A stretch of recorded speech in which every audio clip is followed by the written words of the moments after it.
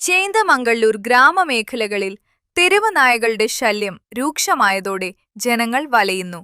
രാത്രിയിലും പകലും റോഡുകളിലും പൊതുസ്ഥലങ്ങളിലും വീട്ടുമുറ്റങ്ങളിലും കൂട്ടമായി അലഞ്ഞുതിരിയുന്ന നായകൾ ഭീഷണിയായി മാറുകയാണ്.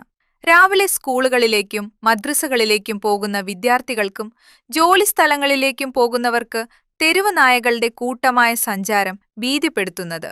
രാവിലെയും വൈകുന്നേരങ്ങളിൽ നടക്കാനിറങ്ങുന്നവർക്ക് പോലും തെരുവ് നായ്ക്കളുടെ ബുദ്ധിമുട്ട് അനുഭവപ്പെടുന്നത്.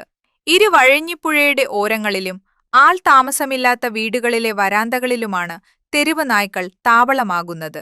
രാത്രിയായാൽ ബഹളമുണ്ടാക്കിയാണ് ഗ്രാമങ്ങളിലെ വീഥികളിൽ ഭീഷണിയാകുന്നത്. പ്രദേശത്തെ വീടുകളിലെ മുൻഭാഗങ്ങളിൽ അഴിച്ചിടുന്ന ചെരുപ്പുകളും കടിച്ചുകൊണ്ടുപോകൽ നിത്യസംഭവമാണ്.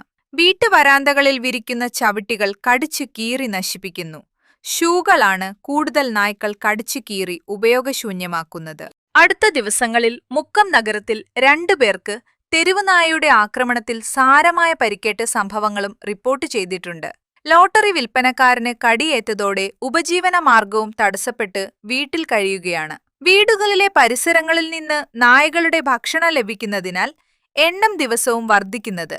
മിക്ക വീടുകളിലെ വരാന്തകളിൽ വലകെട്ടി തടസ്സമുണ്ടാക്കിയെങ്കിലും നായകൾ തകർത്താണ് വരാന്തകളിൽ കയറുന്നത്. വീടുകളിൽ വർണ്ണ ബൾബുകൾ പ്രകാശിക്കുന്ന രീതിയിൽ സംവിധാനമുണ്ടാക്കിയെങ്കിലും അവയും പ്രതിരോധിച്ച് നായകൾ വീടുകളിൽ കയറുകയാണ്. സുരക്ഷ ഭീഷണി നേരിടുന്ന തെരുവുനായ ശല്യത്തിന് ശാശ്വത പരിഹാരം കാണാൻ അധികൃതർ അടിയന്തര നടപടി സ്വീകരിക്കണമെന്ന് നാട്ടുകാർ. Unnichekku, today news, Mukkam.